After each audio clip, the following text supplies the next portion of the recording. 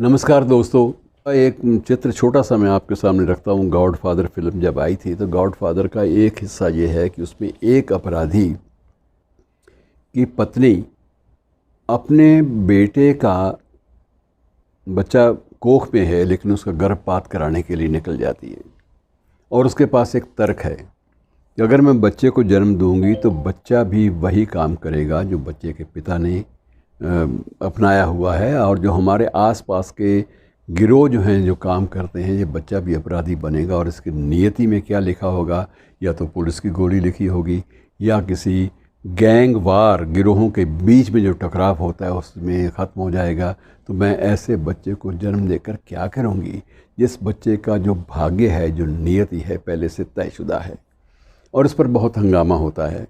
आखिर में विशेष रूप से वो एक उसकी जो धमकी है या चेतावनी है या एक कड़ा निर्णय है, वो बहुत सारे आसपास के लोगों में एक बदलाव की सोच पैदा करता है कि आखिर तो हम सब की नियति यही है। अगर ये नियति यही है कि या तो गैंग वार में मारा जाना है या पुलिस की गोली से मारा जाना है या किसी विरोधी की गोली से मारा जाना है, तो उससे तो अच्छा है कि ज़िंदगी से जैसे हो सके धीरे धीरे मुक्ति पाएं। और मित्रों, जब ये डाकुओं के आत्मसमर्पण की बात आती है तो दो डाकुओं का बड़ा जिक्र आता है, एक मोहर सिंह और एक माधो सिंह। दोनों खूंखार। मोहर सिंह के ऊपर तो इतने इनाम उस वक्त में थे, अगर उस वक्त उसके ऊपर 1 लाख का इनाम था गिरफ्तारी पे, तो आप अंदाज़ा लगाइए कि आज का वो 50 लाख के बराबर है, ये 1 करोड़ भी हो सकता है। और इसी तरह से माधो सिंह का था। अब माधो सिंह जो है वो अलग किस्म का आदमी था। वो डकैती भी डालता था और डकैती के बाद वेश बदल कर एक कस्बे में जाकर वहाँ निशुल्क डॉक्टरी की सेवा भी करता था। उसको कुछ एक डॉक्टरी के नुस्खे पता था और वो उन नुस्खों के माध्यम से वो सारा कुछ करता था। मुझे मौका मिला कुछ डाकुओं से मिलने का, मोहर सिंह से भी मिलने का और माधो सिंह से भी। माधो सिंह से इसलिए कि उसकी दिलचस्पी होम्योपैथी में थी और मेरी दिलचस्पी का भी मरकज़ होम्योपैथी था। तो माधव सिंह मीठी गोलियां भी देता था और साथ में बंदूक से गोलियां भी निकालता था। पिस्तौल की गोलियां भी निकलती थी, उसकी बंदूकों से भी गोलियां निकल के बहुत सारे लोग शहीद हो जाते थे, मारे जाते थे। लेकिन उसका जो सोच थी, उसकी सोच यही थी कि हम लोग बेहतर ज़िंदगी जीना चाहते हैं, लेकिन उसके कारण ये है कि हमें वो नसीब ज़िंदगी नहीं हो पाती कि हमारे सामने एक भय होता है कि जिन लोगों को अतीत में हमने या हमारे बड़े बुज़ुर्गों ने, डाकुओं ने मारा है, वो लोग बदले की भावना से हमें वैसे ही भून डालेंगे, हमें कहाँ छोड़ेंगे।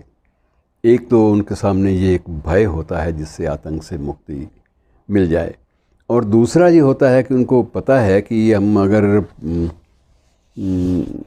समर्पण भी करते हैं तो समर्पण के बाद हमारी ज़िंदगी में जो एक रोमांच जो पहले वाला था, वो रोमांच कहाँ रह जाएगा, और क्या हम उस रोमांच से वंचित होकर कोई साधारण, सामान्य, सहज सी ज़िंदगी जी सकेंगे। तो ये सवाल उनके सामने अक्सर खड़े होते रहे। और माधो सिंह बड़ी दिलचस्प बातें करता था, बहुत ज़्यादा उसमें सोच जो थी उसकी उज्जवल थी। तो मैंने उससे एक बार ये पूछा कि माधो सिंह, आप लूटते हो और लूट का माल आप बांटना भी शुरू करते हो, लेकिन कुछ हिस्सा अपने पास रख लेते हो, आधा हिस्सा बांट देते हो, या कुछ एक डाकू ऐसे हैं जो 10वां हिस्सा जो हमारे धार्मिक ग्रंथों में लिखा है दशमांश देना चाहिए दान में, वो बांट लेते हैं। तो कहते हैं इसके भी 2 कारण हैं।